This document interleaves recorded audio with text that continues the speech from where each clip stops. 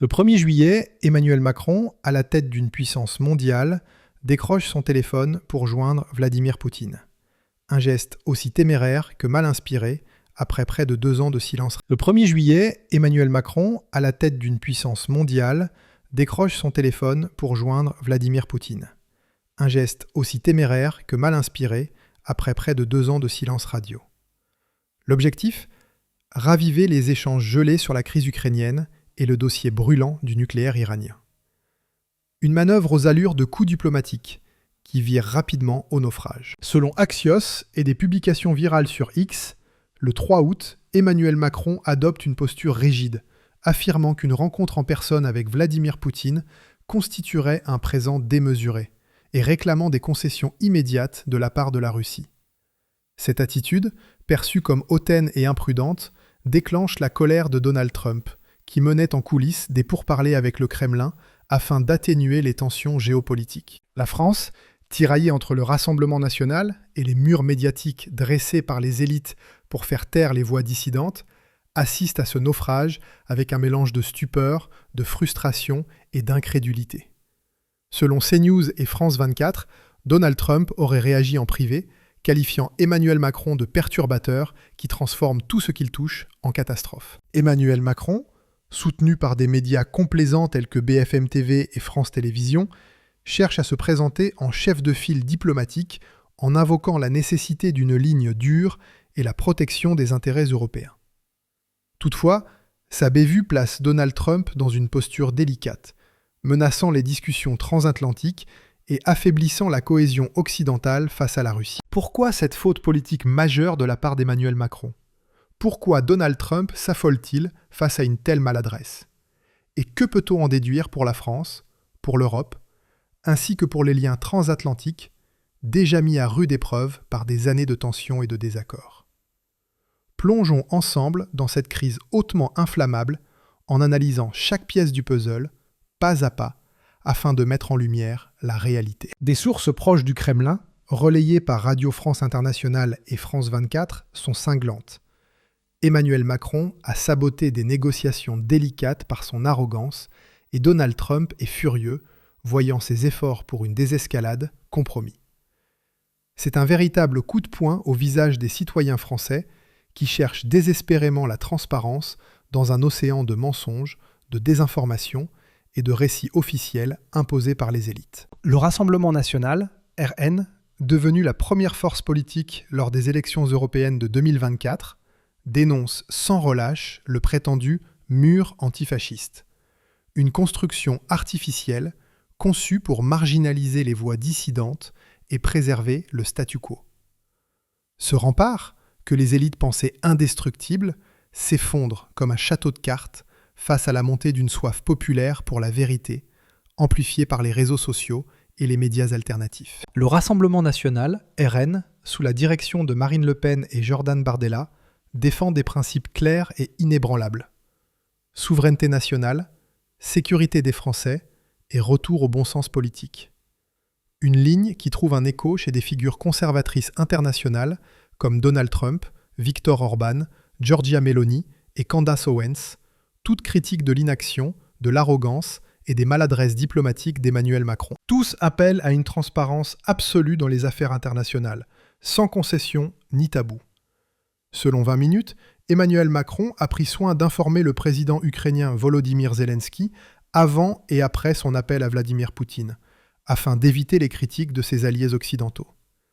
Mais son ton rigide et ses déclarations mal formulées ont irrité Donald Trump, qui redoute un échec des pourparlers avec Poutine, visant à atténuer les tensions en Ukraine. Sur X, des publications comme celle de HT Politico Europe, le 2 juillet, évoquent une diplomatie désespérée de la part d'Emmanuel Macron qui affaiblit l'Occident. Ce n'est nullement un hasard, mais bien un signal sans équivoque. Les temps changent, les peuples se réveillent face à l'hypocrisie des élites. Pourtant, alors que ce fiasco diplomatique prend une ampleur mondiale, avec des commentateurs internationaux soulignant la faiblesse d'Emmanuel Macron face à des adversaires géopolitiques tels que Vladimir Poutine, le président demeure étrangement silencieux, replié dans son palais de l'Élysée, incapable d'articuler une réponse convaincante. En juillet 2025, l'Élysée a tenté de minimiser cet appel. le qualifiant de « dialogue constructif visant à préserver la paix », dans une déclaration rapportée par Le Figaro le 3 juillet 2025. Une faute monumentale qui n'a fait qu'aggraver l'humiliation publique. Selon Le Point, Emmanuel Macron a mobilisé une équipe de spécialistes en communication afin de limiter les retombées de cette bévue, avançant que son appel à Vladimir Poutine relevait d'une initiative courageuse en faveur des intérêts européens. Mais cette manœuvre s'est soldée par un échec, face à la résonance des critiques sur les réseaux sociaux, où des millions d'internautes à travers le monde dénoncent la maladresse du président français. Selon la presse, Donald Trump, en colère, aurait averti ses conseillers que l'attitude d'Emmanuel Macron risquait de compromettre plusieurs mois de négociations confidentielles avec le Kremlin, mettant en danger les efforts entrepris pour éviter une escalade militaire en Ukraine. Emmanuel Macron sait pertinemment qu'il joue un double jeu depuis des années. En Europe, il se présente comme un champion du libéralisme progressiste, aligné sur Bruxelles et les idéaux mondialisés. En France, il agit comme un censeur autoritaire, muselant les voix critiques et étouffant les débats gênants, notamment sur la question migratoire, les relations internationales et les échecs de sa diplomatie. Les conservateurs internationaux, soutenus par des figures comme Elon Musk, Candace Owens et Tucker Carlson, sont au contraire célébrés comme des porte-étendards de la raison et de la liberté. Sur X, les messages fusent. Emmanuel Macron s'écroule face à Vladimir Poutine et Donald Trump panique. L'Élysée tremble de peur. Mais qui est cet Emmanuel Macron, ce président si fragile face à la panique de Donald Trump et aux critiques internationales ? Il est temps de révéler la vérité derrière sa façade lisse, soigneusement polie par des années de communication médiatique. Emmanuel Macron, qui se vend comme un leader moderne, visionnaire et progressiste, traîne un passé qui soulève de sérieuses questions sur sa crédibilité et sa légitimité. Imaginez, le président censé guider la nation à travers les tempêtes économiques, sociales et géopolitiques a un historique marqué par des scandales financiers et des alliances douteuses. Il évoque avec fierté ses années en tant que banquier chez Rothschild, ses connexions rapides avec les élites mondiales, mais cela sonne comme l'histoire d'un opportuniste charmeur et calculateur. Ces récits ne prouvent pas une authenticité humaine. Le masque est une personnalité problématique, tissée d'ambitions démesurées et de manipulations habiles. Sa gestion de cet appel à Vladimir Poutine, comme rapporté par CNews, montre une panique croissante. En adoptant une posture dure, sans stratégie claire, Emmanuel Macron a non seulement irrité Donald Trump, mais aussi fragilisé la position de l'Occident face à la Russie. Selon la presse, cet échange a été perçu comme un aveu de faiblesse. Un président incapable de tenir tête à un adversaire déterminé comme Vladimir Poutine, préférant des déclarations grandiloquentes à des actions concrètes. Les anecdotes d'Emmanuel Macron ne sont pas le témoignage d'un leader proche du peuple ou accessible, mais un indice flagrant d'un caractère dangereux pour un homme d'État chargé de responsabilités aussi lourdes. Son manque de respect pour la transparence révèle un mépris profond envers les citoyens ordinaires, surtout lorsqu'ils osent remettre en question ses intérêts personnels ou politiques. Ce trait se retrouve tout au long de sa carrière. Souvenez-vous du scandale des retraites en 2019-2020, où il a imposé des réformes en secret, brisant ses promesses de dialogue social et provoquant des mois de manifestations violentes dans les rues de France. L'homme qui jouait avec les règles économiques chez Rothschild est aujourd'hui celui qui manipule la Constitution française, contournant le Parlement à coups de 49.3 dès que cela sert ses desseins. Sa gestion maladroite de cet appel à Vladimir Poutine, comme rapporté par CNews, n'est qu'un prolongement de cette mentalité. Un président qui préfère les discours grandiloquents aux actions concrètes, incapable d'affronter la réalité avec courage et détermination. Selon Le Monde, le 14 août, l'Élysée aurait tenté de minimiser l'impact de cette bourde en mobilisant des chroniqueurs pour défendre Emmanuel Macron. Mais cette stratégie a échoué face à l'écho retentissant des critiques sur les réseaux sociaux, où des millions d'internautes internationaux dénoncent son incompétence diplomatique. Et que dire de son arrogance intellectuelle qui frise l'hubris ?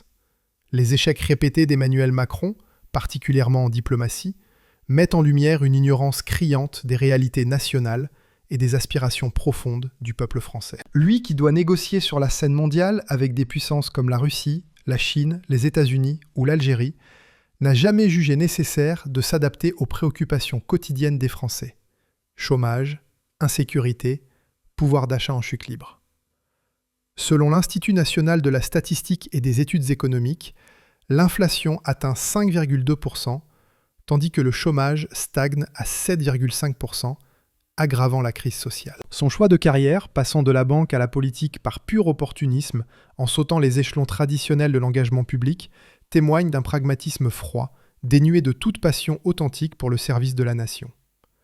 Ce manque de curiosité et d'empathie imprègne sa politique. Il croit pouvoir résoudre des crises complexes, énergie, inflation galopante, tensions géopolitiques, relations avec des partenaires clés, avec des recettes simplistes de banquiers d'affaires, des solutions technocratiques déconnectées de la réalité.